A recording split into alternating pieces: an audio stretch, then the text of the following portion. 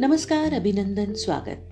24 thanks divine order channel के इस सफर में हर हमराही को बहुत सा प्यार, बड़ों का सत्कार और नन्हों को दुलार। क्योंकि जरूरी तो है नहीं कि किसी भी उम्र की कोई पाबंदी लगाई हो हमने इस चैनल को सुनने में। लॉकडाउन तो खुल गया, लेकिन हमारे नन्हे बच्चे जो घरों में बंद है ना क्या करें।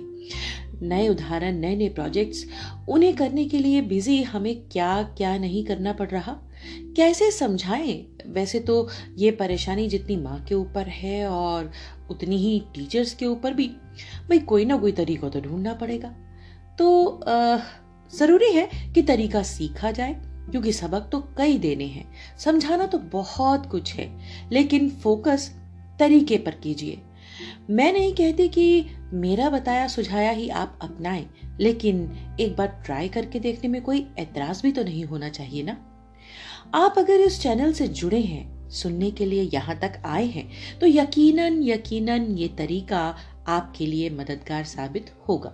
डिवाइन का यही ऑर्डर है और मैं उसे आप तक पहुंचाऊं, जो समझूं, जो जानूं, उसे शब्दों में बांध पाऊं, तो बस इससे बेहतर और क्या हो सकता है। वैसे पिछले 28 वर्षों के इस सफर में अपने स्टूडेंट्स को हर रोज ही बहुत कुछ रचा और उन्हें बांटा। बहुत सारे बच्चों ने मेरी सोच और मेरे तरीकों को अपनाया और आज भी उस सीख को अगली जनरेशन को भी दे रहे हैं। मुझे गर्व है और यही मेरी बड़ी सफलता भी है। लेकिन वो भी जुड़े जिन्हें मैं टीचर बन के नहीं सिखा सकी, लेकिन हमदर्द, दोस्त, बहन, माँ बन के तो कह सकती हूँ ना। आपके और हमारे रिश्ते की यही खूबसूरती है कि यहाँ रिश्ते के नाम से ज्यादा रिश्ते को काम करना जरूरी है। और 24 थैंक्स डिवाइन ऑर्डर ये ड्यूटी बखूबी निभा रहा है। आपका प्यार, कमेंट्स मुझे ऐसे ही विचारों को और साझा करने के लिए प्रेरित करते रहते हैं। सो कीप गोइंग, मुझे इंतजार रहता है। आपसे प्यार है, अक्सर कहती हूँ आई लव यू, और ये कहना अपना जादू दिखा देता है। लौट के आपकी मोहब्बत कई गुना बढ़ के मुझे और अमीर कर देती है। आज ये मोहब्बत मेरे नन्हे मुन्नों के लिए, और आज की कहानी भी एजुकेशनल पिकनिक। केजी क्लास की रुचिता मैम ईवीएस की नई बुक में लेसन प्लान बनवा रही थी। बच्चों की लंच ब्रेक थी। सोनाक्षी अपने हाथ में एक भिंडी का टुकड़ा उठा लाई और टीचर को कहने लगी, मैम ये बहुत टेस्टी है।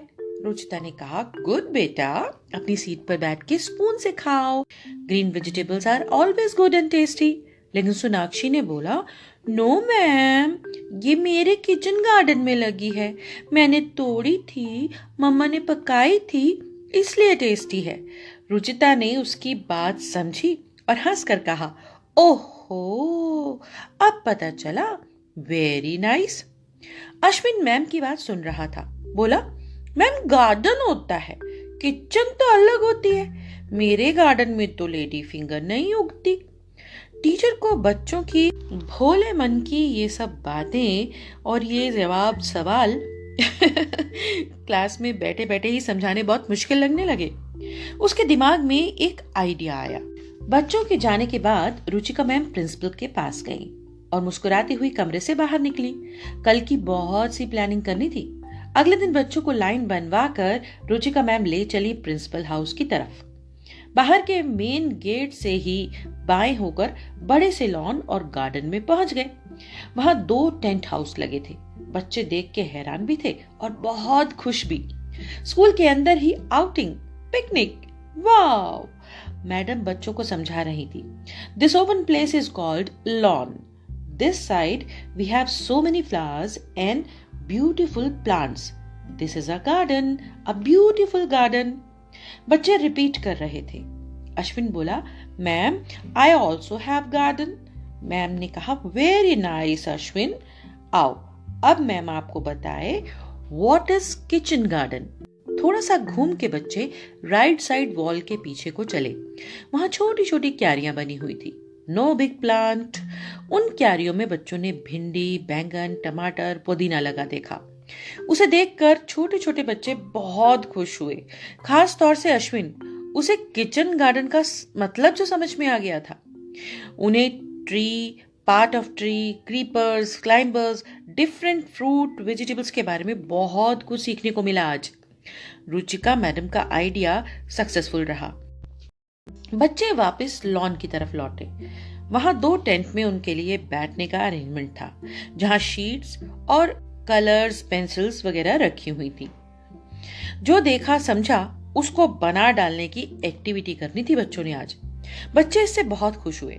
हर कोई अपनी सोच से, अपनी पसंद से कुछ ना कुछ अलग बनाने में जुट गया। तभी राखी आंटी कुछ लेडी फिंगर्स और ऑनियन पोटैटो ले आई।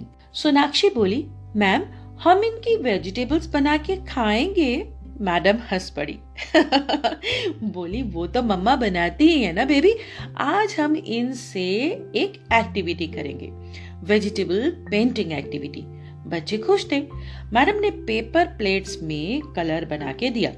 अपनी ड्राइंग में बच्चे भिंडी, आलू, प्याज की अलग अलग आकृतियां छाप रहे थे, यानी कि वेजिटेबल पेंटिंग हो रही थी।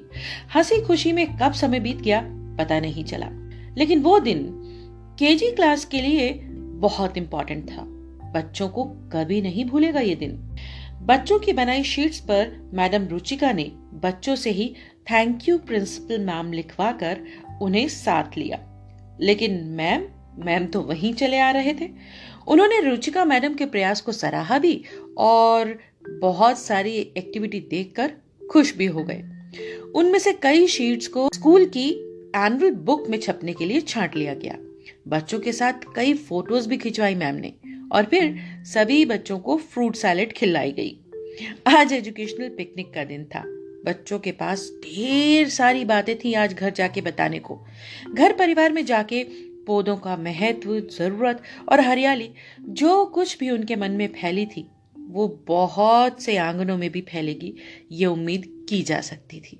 उम्मीद करती हूँ कि ऐसा पिकनिक आपके बच्चों या आपके स्टूडेंट्स के लिए भी बहुत कारगर साबित होगा। अभी वर्चुअली, लेकिन लेटर ऑन लाइव भी।